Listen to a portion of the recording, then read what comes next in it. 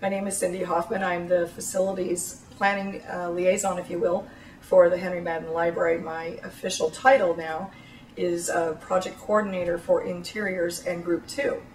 Group 2, if you don't know what that means, is the part of the building where if you turned it upside down and shook it, everything that falls to the ground would be considered Group 2. So all the loose items that are put into the building are done through the facilities planning office, and it's probably something I've seen.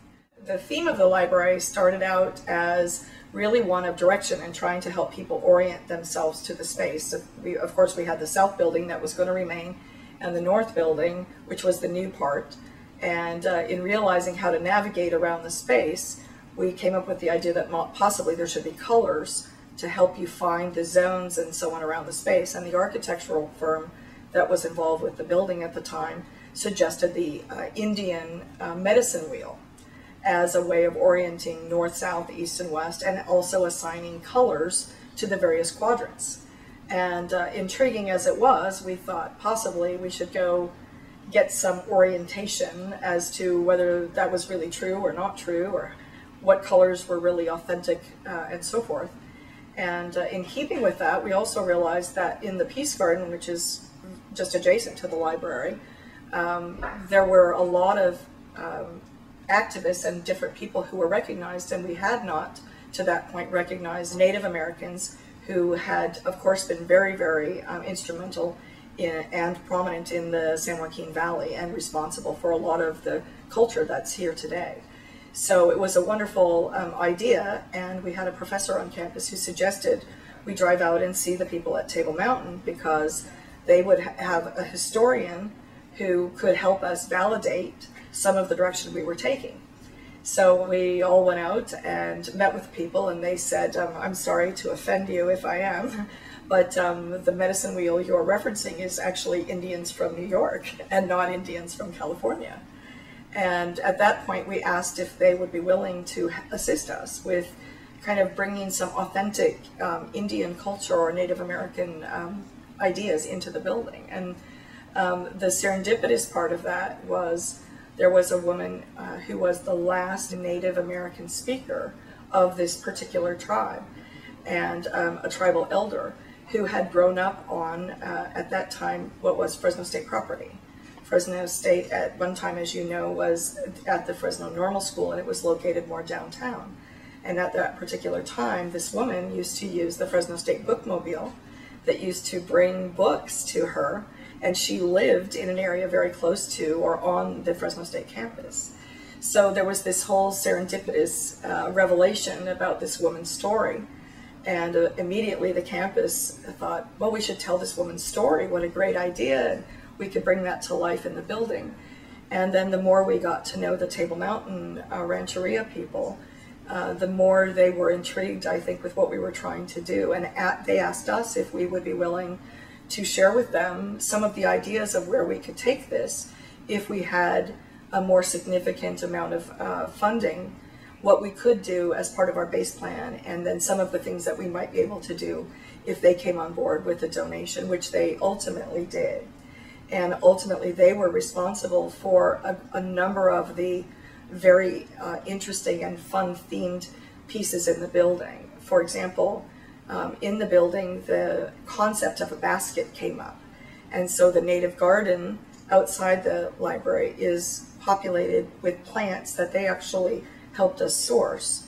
And the baskets that they weave are woven from the plants that make up the native garden out directly outside the library.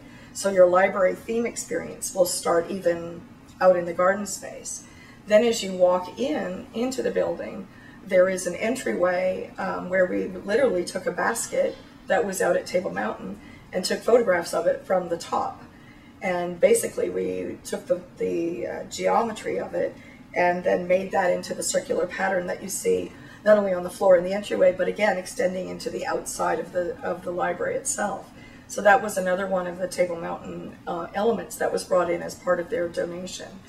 Then the large stairway at the front of the building that was envisioned for being basically the knowledge path from the lowest level all the way up into what is now the Table Mountain Reading Room.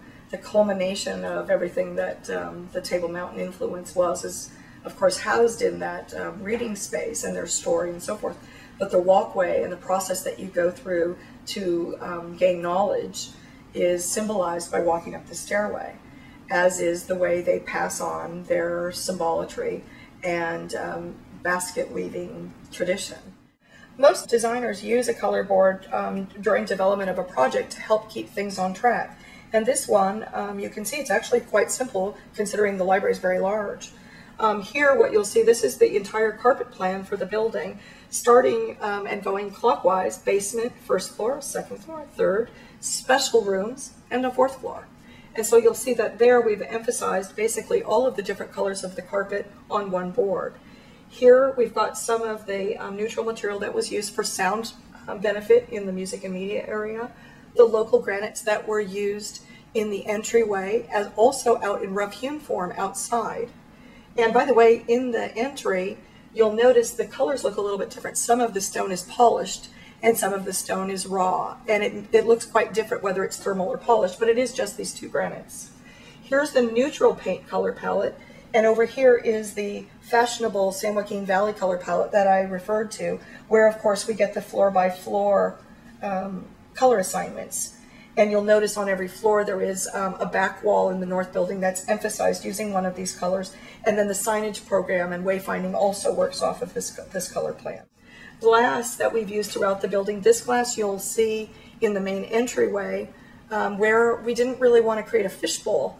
And so we were trying to infuse the laminated glass with, in this case, a rice paper. And on the fourth floor, we have this frosted and non-frosted glass that you'll soon see as part of the wayfinding, where we're bringing in banding for the library using this frosted look as well. So this will be in the library. This is the elastomeric paint that's used in the receiving area so that it's very, very durable. The tiles for our bathrooms, and the green quality product that's used not only on countertops, but also in a lot of the hard surface rooms where we wanted janitor rooms, rooms where people wanted a hard surface floor. Both of these are a product called marmoleum that are green. They're made out of wood and cork flour and are environmentally friendly. So that's really it. It's all contained on the one board. And if you ask me if a fabric will work in the building, I grab the board and lay it out with that. And that's usually my first way of checking. The most important thing is to recognize that it took years and years of effort.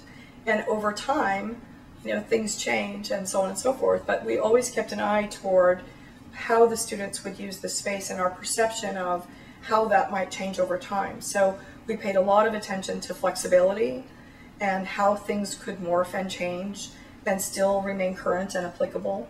And we also paid a lot of attention to the amount of variety that was provided, because any new modern library needs to account for a variety of different kinds of learning styles, study habits, and different things. And we really wanted everyone who came to the library to be able to find an environment that was truly home and comfortable for them.